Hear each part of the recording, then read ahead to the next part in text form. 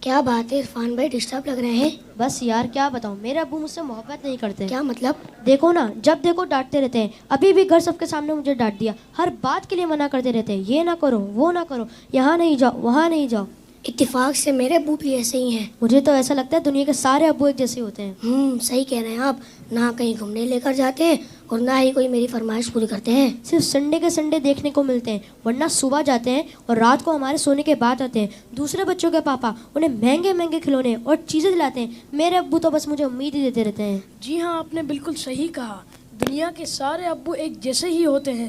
وہ خود سے زیادہ اپنے بچوں اور فیملی کا خیال رکھتے ہیں. کیا آپ نے کبھی یہ سوچا کہ کیا ان کا دل نہیں کرتا ہوگا کہ وہ بھی گھر میں رہیں، سکون سے بیٹھ کر آرام کریں؟ پتہ نہیں، شاید چاہتا تو ہوگا. اور جہاں تک بات ہے آپ کی فرمائشوں کی، تو ان کی سیلری ہی اتنی کم ہوتی ہوگی کہ وہ چاہ کر بھی آپ کی فرمائشیں پوری نہ کر پاتے ہوں. ہو سکتا ہے ہماری ضرورتیں پوری کرنے کے بعد ان کے پاس اتنے پیسے ہی نہ بچتے ہوں کہ وہ ہماری فرمائشوں کو بھی پورا کریں. میں نے اس طرح سے کبھی سوچا ہی نہیں. اور جہاں تک آنکھیں دکھانے کی بات ہے تو یہ بھی ان کی مجبوری ہے کہ ان کی ڈیوٹی ہے کہ وہ ہمیں ہمیشہ بری باتوں سے روکیں اور اچھی باتوں کی ترغیب دیں. اچھا فیضان بھائی، یہ بتائیں آپ کی ضرورتوں میں کوئی کمی آئی ہو؟ نہیں تو بالکل بھی نہیں. کبھی ایسا ہوا کہ آپ بیمار ہوئے ہوں اور آپ کے ابو کو آپ کی فکر نہیں ہوئی؟ ہماری بیماری میں سب سے زیادہ پریشان ہونے والے ہمارے ماں باپ ہیں. آپ کے ابو چھوڑ کر کہیں گھومنے چلے گئے ہوں؟ نہیں تو کبھی نہیں. کبھی ایسا ہوا کہ آپ کے ابو نے خود تو کچھ اچھا کھایا اور آپ کو نہ دیا ہو؟ کبھی نہیں. اگر کوئی اچھی ڈش کم ہوتی ہے تو وہ ہمیں دے دیتے ہیں اور کہتے ہیں تم کھا لو، میرا دل نہیں چاہ رہا. اگر یہ پیار نہیں ہے، محبت نہیں ہے، تو پھر کیا ہے؟ ماں اور باپ دونوں ہی محبت کرتے ہیں، لیکن ماں کی محبت نظر آ جاتی ہے اور باپ کی محبت کو محسوس کرنا پڑتا ہے. میں کتنا غلط سوچ رہا تھا اپنے ابو کے بارے میں.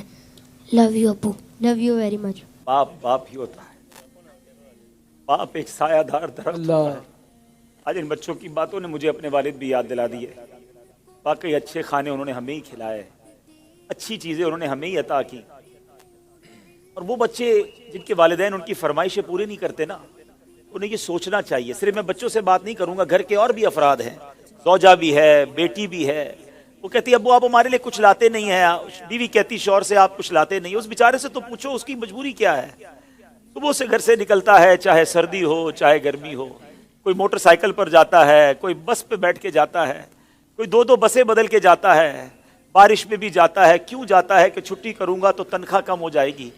تنخواہ کم ہو جائے گی تو بچوں کو کیسے پورا کروں گا؟ اسکول کی فیس بھی دینی ہے، بچوں کے لیے کپڑے بھی لانے ہیں، کھانا بھی وقت پر لانا ہے.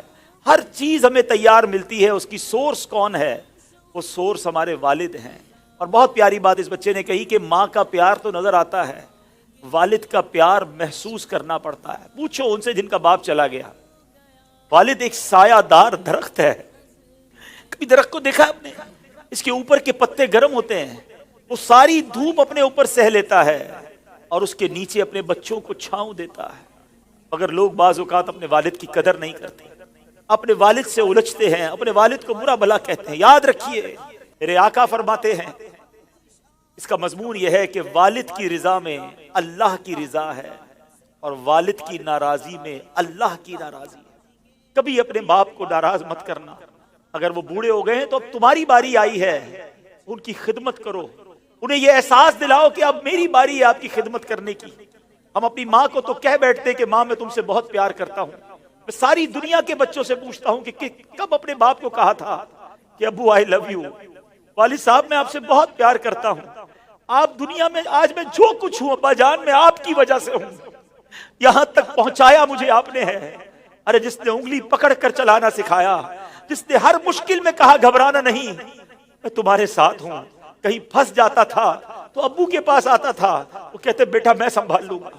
اب وہ جب چلے گئے اب پتا چلتا ہے کہ کون ہے جو سنبھالے گا. بچپن اور بڑھاپا برابر ہوتا ہے. جب ہم چھوٹے تھے ہم نے بڑی ضدیں کی، ہم نے بہت اپنی باتیں منوائیں. اب سمجھو والد صاحب کا جب بڑھاپا آ گیا تو میں نے ان کی باتیں ماننی ہے.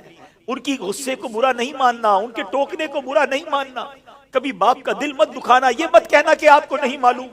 ارے اسے کہتے ہو کہ نہیں معلوم جس نے ہمیں چلنا سکھایا، جس نے ہمیں کھڑا ہونا سکھایا، ہر مشکل میں جس نے ہماری مدد کی. خدارا میں ساری دنیا کے بیٹوں سے، ساری دنیا کی بچیوں سے، ساری اولاد سے گزارش کرتا ہوں اگر تمہارے والد زندہ ہیں ان کو خوش رکھنا.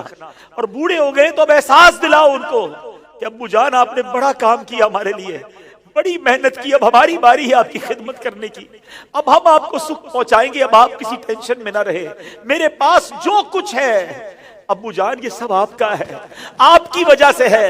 دف ہے اس اولاد پر جو اپنے والد کو کہتی ہے کہ یہ میرا ہے آپ کا نہیں ہے، میں نے کمایا ہے آپ نے نہیں کمایا۔ یہ کبھی مت کہنا میرے پاس جو کچھ ہے، جو شرافت ہے، جو عزت ہے، جو دولت ہے، وہ سب کچھ ماں باپ کی وجہ سے ہے، وہ والد کی وجہ سے بالخصوص ہے۔ اپنے والد کو بڑھاپے میں خوشی دینا، اور جن کے ماں باپ چلے گئے اب ان کے لیے خوب ایصال ثواب کرے، ان کی قبر پر جایا کرے، وہاں دعائیں کیا کرے، بڑی پیاری دعا ہے۔ آؤ آخر میں مل کر ہاتھ اٹھائیے، اپنے ماں باپ کے لیے جو قرآنی دعا ہے وہ کرتے ہیں۔ اللہم ارحمہما کما ربیانی صغیرا، اے اللہ ہمارے ماں باپ پر رحم فرما جیسا انہوں نے بچپن میں ہم پر رحم فرمایا۔ جن کے ماں باپ زندہ ہے مولا ان کو حیاتی عطا فرما، صحت عطا فرما، نیکیوں والی طویل زندگی عطا فرما، اور جن کے ماں باپ چلے گئے اے اللہ ان کی قبروں کو جنت کا باغ بنا دے، ان کی بے حساب مغفرت فرما۔ تیرے دربار میں ہم دعا کرتے ہیں، انہوں نے ہم پر بڑی مہربانیاں کی ہیں، تو ہمارے ماں باپ پر مہربانی فرما، آمین بجاہ النبی الامین صلی اللہ تعالی علیہ وسلم۔ میں ان بچوں کا شکریہ ادا کرتا ہوں، امید ہے کہ آج آپ کے اس سیگمنٹ کی وجہ سے کئی بیٹے اپنے ماں باپ بالخصوص والد کے قریب ہو جائیں گے۔ اگر کسی نے باپ کا دل دکھایا ہے آج ہی جا کے معافی مانگ لو، ان کے پیر پکڑ لو، کیونکہ والد راضی تو رب راضی، والد ناراض تو رب ناراض۔ جنت میں مصطفیٰ کے صحابہ جہاں رہے، یا رب میری دعا ہے میرے